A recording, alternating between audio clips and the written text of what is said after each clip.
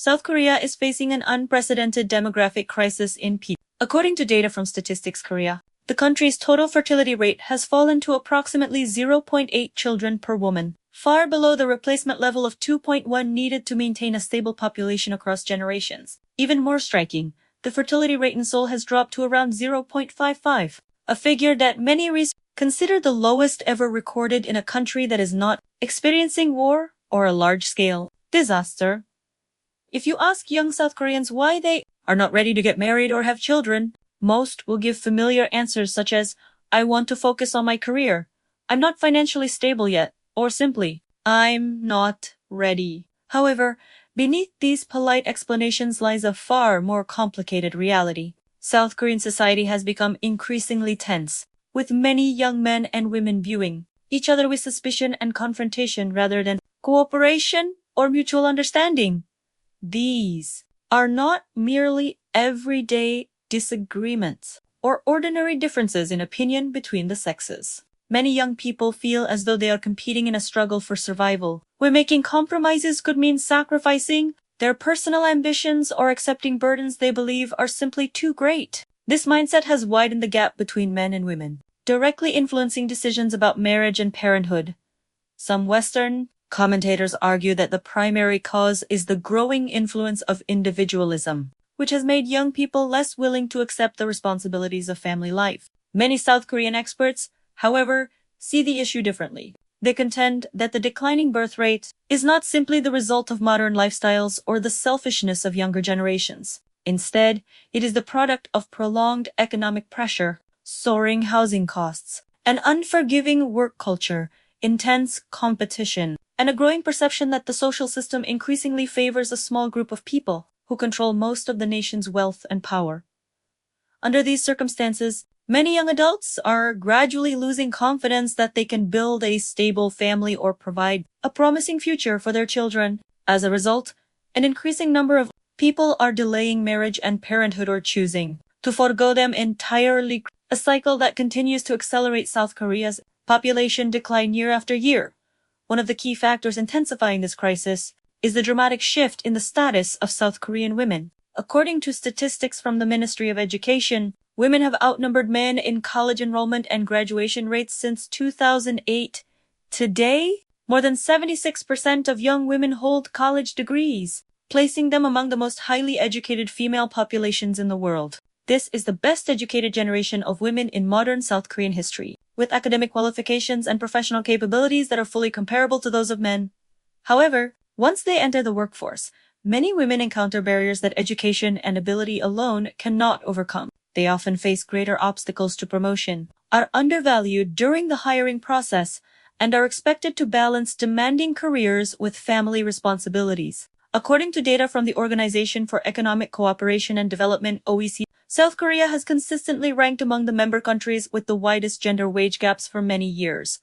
Specifically, women earn an average of about 31.1% less than men despite performing work of comparable scope and responsibility, while the average gender pay gap across OECD countries is only about 11.9%. This substantial disparity has left many women feeling that their years of education and professional effort are not being fairly recognized or rewarded. As a result, they have become increasingly cautious about marriage and having children, fearing that starting a family would require sacrificing too much of their careers. When economic pressures, gender inequality, rising living costs, and an intensely competitive environment all exist simultaneously, the decision not to marry or have children is no longer simply a personal preference for many young South Koreans. It has increasingly become a response to a system they believe makes building a happy and stable family more difficult than ever before. In South Korea, the career path of many women is often described as a sharply fluctuating curve. During their 20s, they typically enjoy rapid opportunities for education, career development, and advancement. However, around the age of 30, when many marry and begin having children, their careers often plateau or decline dramatically. Many are forced to leave full-time employment because of the responsibilities of caring for their families. By the time they return to the workforce in their 40s or 50s, many can only find part-time positions that offer low wages, limited opportunities for advancement, and few employment benefits or insurance protections. These realities have caused many young women to lose faith in the traditional family model. A survey conducted by the Korean Women's Development Institute found that more than 70% of respondents believed that having children would seriously damage or even end their professional careers. After marriage, the majority of household responsibilities, childcare, family management, and even caring for parents-in-law still tend to fall primarily on the wife's shoulders. At the same time, her career opportunities often become increasingly limited. As a result, many young women have chosen not to continue participating in a system they believe has been fundamentally unfair from the beginning. Rather than adapting to traditional social expectations, they have decided to step away from them. This has given rise to the 4B movement, which represents 4 forms of refusal: no marriage, no childbirth, no dating, and no romantic relationships with men. For many participants, this is not merely a personal lifestyle choice, but also a protest against the pressures that women have endured for generations. Alongside this movement is the Escape the Corset movement, which challenges the rigid beauty standards imposed on women. Many participants cut their hair short, abandon elaborate makeup routines, and stop spending millions of won each month on cosmetics, fashion, and beauty treatments. They no longer wish to devote hours each day to meeting appearance standards dictated by society. In their view, a woman's worth should not be measured by her physical appearance or by her ability to satisfy the expectations and gaze of others. For many observers, this is not a reckless trend or a temporary emotional reaction. Instead, it resembles a form of social scale strike. Just as workers may stop working to protest exploitation, many South Korean women have chosen to stop fulfilling the roles that society has long treated as their unquestioned obligations, especially marriage and childbirth. At a time when South Korea's fertility rate continues to remain at record lows, this decision has placed even greater pressure on the country's demographic future. However, the reasons behind this shift go far beyond economic hardship. For many women, personal safety has also become a major concern.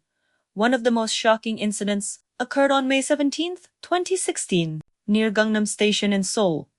A 23-year-old woman was murdered in a public restroom by a man she had never met. After his arrest, the perpetrator claimed that he committed the crime because he believed women had always ignored and looked down on him. Notably, the victim had never known or interacted with him before. The case quickly became a symbol of the national debate over gender-based violence in South Korea. According to statistics from the Korean National Police Agency, women make up a significant proportion of the victims of various violent crimes. Following the Gangnam incident, many women came to believe that simply being female could make them targets of harassment or violence.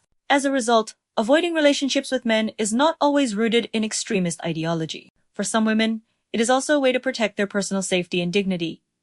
Meanwhile, many young South Korean men argue that they, too, are facing serious forms of inequality. Rather than seeing themselves as a privileged group, they believe they are under enormous pressure from society. In South Korea, men are required to complete mandatory military service lasting approximately 18 to 21 months. As the Korean Peninsula remains technically at war, because no formal peace treaty has ever been signed following the Korean War, this period often interrupts their education, delays the start of their careers, and causes them to miss important opportunities compared to their peers. After completing military service, they enter an intensely competitive job market, where hundreds of applicants may compete for a single position. The challenges do not end there. Housing prices in South Korea, particularly in Seoul, have risen dramatically over the past several years. According to data from KB Kookmin Bank, the average price of an apartment in the capital exceeded 1.2 billion won in 2022, more than doubling in just 5 years. With an average starting salary of roughly 3 million won per month for a recent college graduate, homeownership has become an almost unattainable goal. Even if a young worker saved every paycheck without accounting for living expenses, it would still take decades to afford a home. What leaves many men feeling trapped is that while economic conditions have changed rapidly, traditional social expectations have remained largely the same. Men are still expected to secure stable careers, earn high incomes, and own a home before getting married. The growing gap between these long-standing expectations and today's economic reality has placed tremendous pressure on both men and women, fueling gender conflict and contributing to South Korea's current crises involving marriage, fertility, and social division.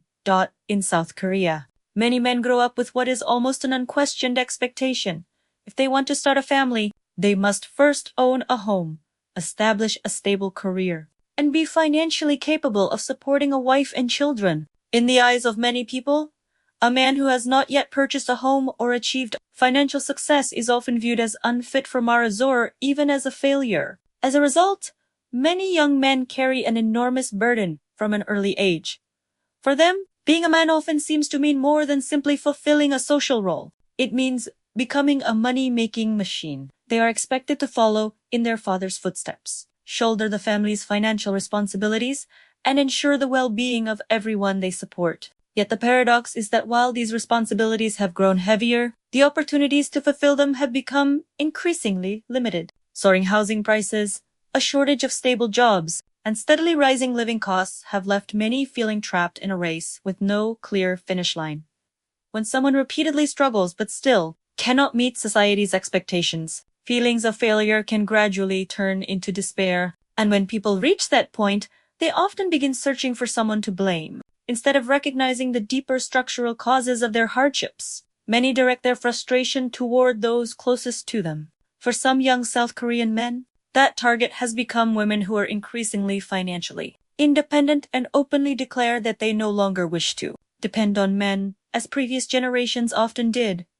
Unlike many women who express their resistance by rejecting marriage or choosing not to have children, some men have turned to political power as a means of responding. They have transformed their frustration into electoral influence by supporting politicians who oppose or seek to limit policies they believe unfairly favor feminist movements. As a result, the conflict has expanded beyond debates on social media and into the political arena. Yet a closer examination reveals a deeply ironic reality. These two groups appear to stand on opposite sides, constantly criticizing one another, but in truth, they are resisting the same type of social pressure. Many women refuse to have children because they do not want their lives to revolve solely around being wives and mothers. At the same time, many men reject the expectation that they alone should bear the family's entire financial burden. Both are expressing the same fundamental desire: the freedom to live as independent individuals and to choose their own paths, rather than being confined by traditional gender roles. At its deepest level, the voices of both men and women are not fundamentally different. Both seek recognition as individuals with their own aspirations, limitations, and identities, not as instruments for fulfilling the expectations of others or of society as a whole. These demands are neither unreasonable nor extreme. Rather, they reflect a legitimate desire for personal autonomy and genuine equality in the freedom to choose how to live. It is unfortunate that this frustration is often directed toward the very people who are most capable of understanding it. Young men and women are both under pressure from the same system. Yet instead of questioning its root causes together, they increasingly view each other as rivals. As a result, the divide between the two genders continues to widen while the underlying problems remain unresolved. Many researchers argue that the deeper roots of this crisis lie in South Korea's economic structure and labor market. The country's economy depends heavily on a handful of massive conglomerates, with a relatively small number of corporations accounting for a significant share of national economic activity. However, these companies do not create enough high-quality jobs to meet the expectations of millions of young workers, making competition increasingly fierce.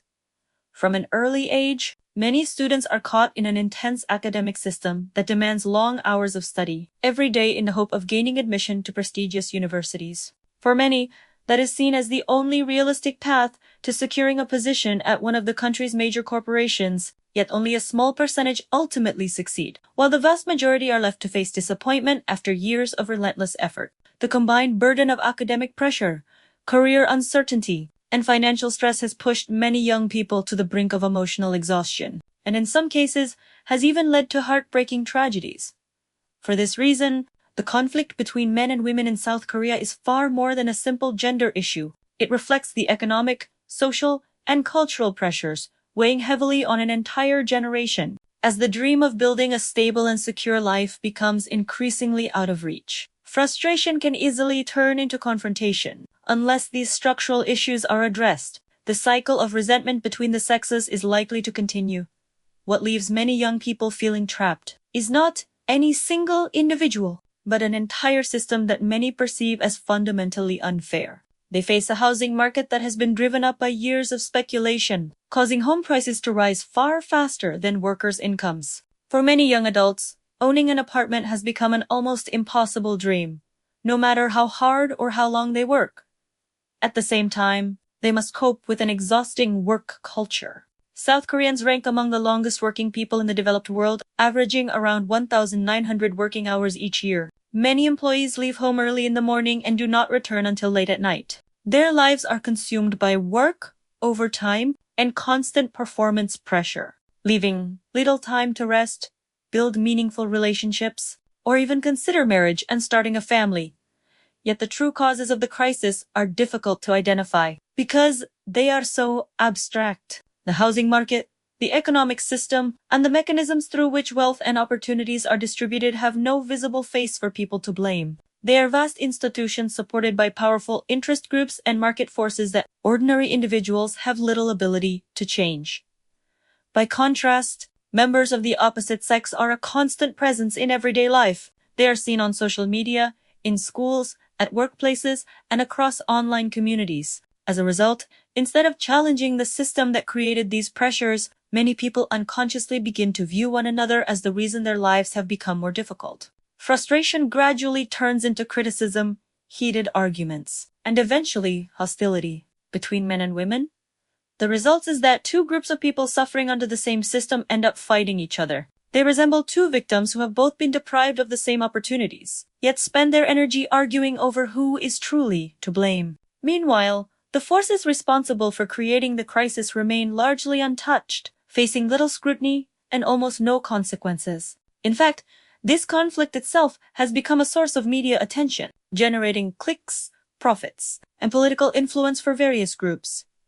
When resentment becomes a political tool, anger of young people has not remained confined to online debates. It has increasingly been exploited as a valuable political resource, rather than addressing the root causes of problems such as unemployment, unaffordable housing, and rising living costs. Some politicians have chosen to redirect public attention toward conflicts over gender. South Korea's 2022 presidential election offers a clear example. Candidate Yoon Suk-yeol built a significant portion of his campaign around the dissatisfaction felt by many young men. He argued that systemic discrimination against women was no longer a defining issue in South Korea, criticized aspects of the feminist movement, and called for a reassessment of policies related to gender equality. One of his most widely discussed campaign promises was to abolish the Ministry of Gender Equality and Family. The proposal resonated with many young men who believed their concerns had been overlooked in public discourse. To them, it felt as though a major political figure was finally voicing sentiments they had long kept to themselves. The election results clearly illustrated the growing gender divide among younger voters. According to post-election analysis, approximately 58.7% of men in their 20s voted for Yoon Suk-yeol, while roughly 58% of women in the same age group supported the opposing candidate. Voting patterns appear to be shaped more by gender than by income, place of residence, or social class. In the end, Yoon won the presidency by a margin of only about 0.73%, making it one of the closest presidential elections in South Korean history. What is particularly striking is that this political confrontation did little to solve the underlying problems facing young people. Housing prices remained extraordinarily high. The cost of raising children continued to climb. Workplace pressures showed little sign of easing, and the economic outlook remained uncertain. The very issues that had pushed both men and women into crisis were left largely unchanged.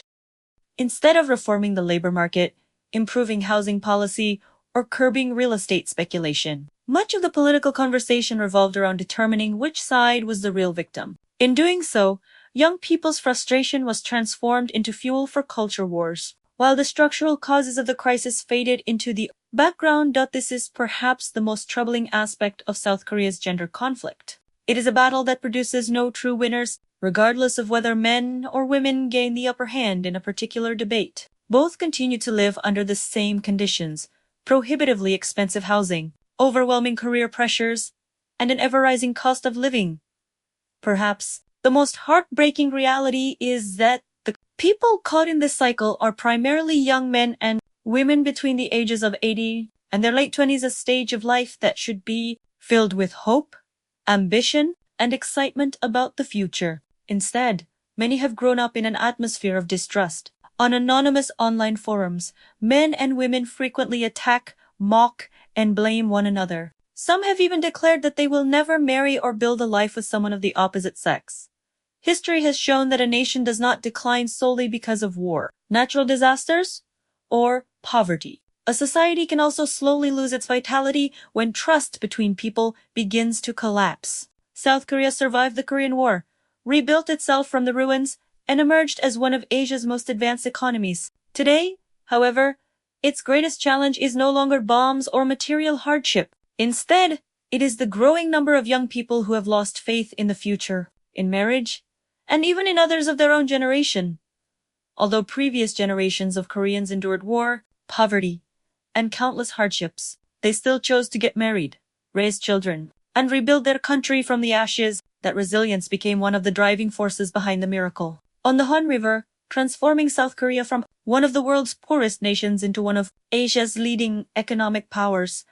The picture today, however, is dramatically different. The country is no longer confronting the destruction of war but an unprecedented demographic crisis. The threat of population decline has become increasingly apparent, and many experts warn that if current trends continue for decades, the very foundation of South Korean society could be seriously weakened. The reason is not that young people dislike children or no longer value family. At the heart of the problem are the overwhelming pressures created by modern society, skyrocketing housing costs, relentless workplace demands, fierce competition, and heavy expectations placed on both men and women have convinced many that marriage and parenthood are simply beyond their reach. At the same time, many young men and women have become locked in bitter conflicts over rights, responsibilities, and gender equality, rather than working together to build a better future. They are increasingly drawn into prolonged disputes over what should be the most basic of human aspirations: the freedom to live as ordinary people and to choose their own paths in life without being crushed by unrealistic social expectations. If you found this video insightful and thought-provoking, don't forget to like the video and subscribe to the channel so you won't miss our upcoming content. We'd also love to hear your thoughts, so feel free to share your opinions in the comments below. Every perspective helps create more meaningful discussions. Thank you for watching, and we'll see you in the next video.